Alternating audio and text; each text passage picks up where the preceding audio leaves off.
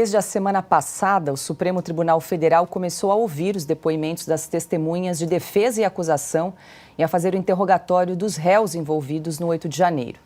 Neste primeiro bloco, estão ações penais contra 232 presos.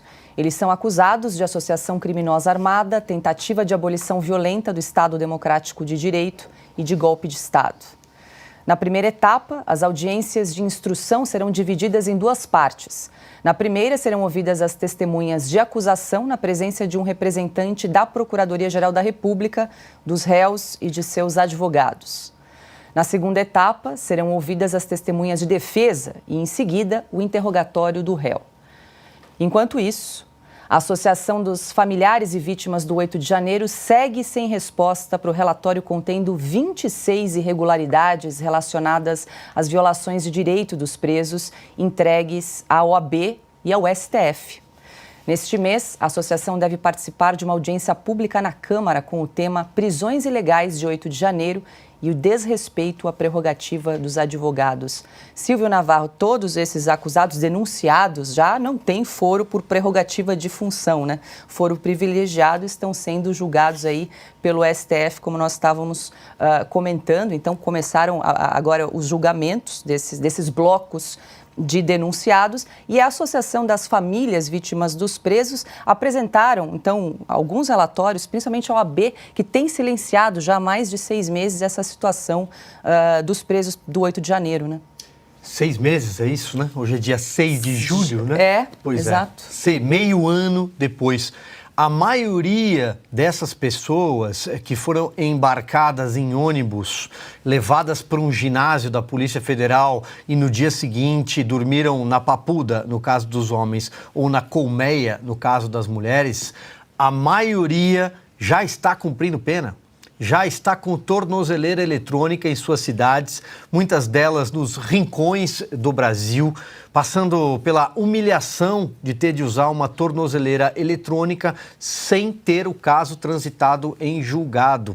A maioria sofreu danos psicológicos, emocionais agudos. Ali tinham mães, ali tinham avós, tinham pessoas responsáveis por crianças com deficiências, ali tinham portadores de comorbidades graves, diabéticos, hipertensos, pessoas que relataram ter ficado semanas sem medicação, ali tinham crianças que acabaram sendo levadas junto com seus responsáveis para o ginásio da Polícia Federal, idosos, vendedores de algodão doce. Tem uma cena emblemática daquele dia do golpe de Estado à brasileira com um vendedor de algodão doce na rampa do Congresso Nacional, se eu não me engano.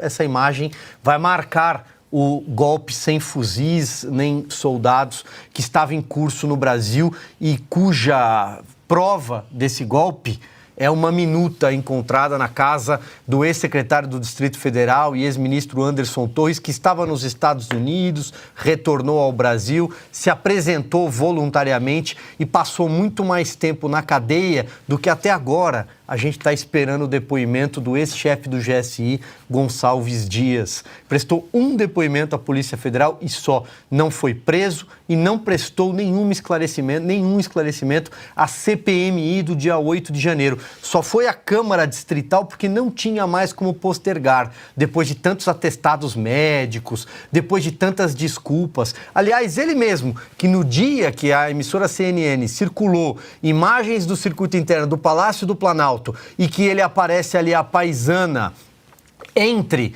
aquelas pessoas que estavam, né, que invadiram o Palácio do Planalto, naquele dia mesmo ele apresentou um atestado médico sem CID, apresentou um atestado médico para não comparecer a uma comissão na Câmara dos Deputados. Uma hora depois, ele estava conversando com o presidente Lula, saiu de lá demitido, o mais rápido ministro já demitido num governo petista, ele que é conselheiro, irmão, considerado um irmão do presidente Lula, e uma hora depois ainda estava dando uma entrevista para uma emissora de televisão do consórcio da velha imprensa. O general Gonçalves Dias está na sua casa neste momento. Essas pessoas já estão cumprindo pena. Elas precisam de atendimento psicológico, eu repito, porque muitas delas chegaram a Brasília depois daquela depredação que nós aqui não cansamos de condenar. Não cansamos de pedir punição a quem atirou uma única pedra ou fez uma única pichação. Não importa se cometeu delito, quem quer que seja, deve ser punido à letra da lei, à letra rigorosa da lei. Mas e os demais? São 1.500 e os 1.460, 70, 80? Não sabemos, porque a individualização de conduta foi precária, tardia. Os advogados que estão ainda sendo chamados agora para acompanhar essas pessoas que serão ouvidas tardiamente, repito, esses advogados tiveram poucas horas de acesso às acusações para defender os seus clientes já debilitados física e psicologicamente, repito. Isso é um retrato do Brasil e da justiça brasileira, uma justiça seletiva, uma Suprema Corte seletiva, cuja espada da justiça só é apontada para um lado do espectro político. E quando isso acontece, nós estamos falando de uma corte política. Para isso, olha aqui, baseado nisso, você está convocado para trabalhar junto comigo aí na preparação, não da minuta, mas do texto final do golpe. Falando em golpe, vou pedir aqui para a produção exibir a foto que o Silvio comentou. Aí é o golpe, Augusto. É o primeiro golpista vendedor de algodão doce da história. Mas é a minuta aperfeiçoada. A minuta é só um rascunho. Exatamente. É um esboço do que você vai fazer. O texto definitivo, nós precisamos preparar, não para essa semana, para a próxima da Revista Oeste, e vamos mostrar qual foi, por exemplo, a tarefa entregue ao guia de turistas, que é o general Gonçalves Dias. Que fraudou um documento. Lá está tudo explicado. Que fraudou um documento. Se quer isso, ele responde. Ele fraudou um documento. Perfeito. Até o Flávio Dino aparece. Estava de camarote, né? De camarote. Não está na minuta, mas entra no relatório final. Ana, vale lembrar que 253 pessoas permanecem presas no Distrito Federal em razão dos atos de 8 de janeiro. E essa associação dos familiares presos, né, já entregou cerca de 5 notificações ao OAB e também ao STF, ainda não obteve resposta. E entre as irregularidades que eles apontam, uma, como bem o Silvio falou, a questão da competência do foro, que não seria do STF, sim da Justiça Federal, e uma outra questão que seriam denúncias genéricas, sem a individualização das condutas que nós tanto falamos aqui no programa, né? Denúncias genéricas, uma justiça genérica, né? É uma democracia genérica, porque o que nós estamos vendo e vivendo no Brasil é inacreditável. Audiências de 232 pessoas que não têm foro privilegiado, mas estão no STF, e hoje sai a notícia de que o STF está preocupado de não ser a competência correta para julgar ali, né, os procedimentos correlatos ao Arthur Lira. A prisão somente em trânsito em julgado, ela desapareceu. A turma que gritou isso durante muito tempo em relação ao Lula também sumiu. 26 irregularidades, olha, eu acho que a tal da democracia relativa não é na Venezuela, não, é no Brasil. Antes de ouvir o Consta, só uma atualização. Arthur Lira, presidente da Câmara, disse agora há pouco que não há nenhuma chance de adiar a votação da reforma tributária hoje. Estamos acompanhando, por enquanto os parlamentares estão aí argumentando contra e a favor a reforma, mas ainda não iniciou a votação. Diga lá, Consta. Olha, de novo, né? Tem que tomar muito cuidado, que eu já sou alvo, mas a questão da culpa coletiva é um absurdo, é uma invenção. E eu, quando vou analisar, Paula, até mesmo meus algozes, eu procuro sempre dar o benefício da dúvida. Né? O Ben Shapiro, aqui nos Estados Unidos, sempre fala: eu atribuo mais a estupidez do que a malícia certas decisões, porque, via de regra, o ser humano é mais burro do que malvado.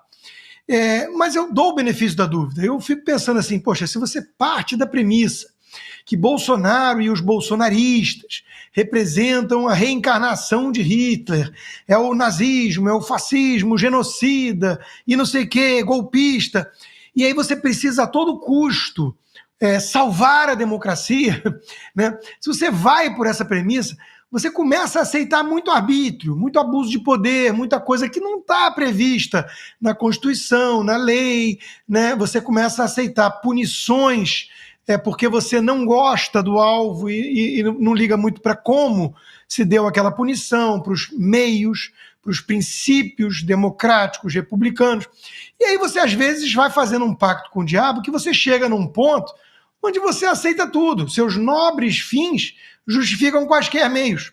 Só que, mesmo quando eu me coloco, tento me colocar nesse sapato, né, eu lembro sempre de uma coisa: isso é a mentalidade nazista, a mentalidade comunista, soviética, a mentalidade fascista. Eles endossavam que tinham nobres fins e que para trazer o Reich, o terceiro Reich, não sei o quê, purificar, aliás, acho que o Lula usou esse termo outro dia, precisa purificar o povo brasileiro, que tem muito fascista por aí.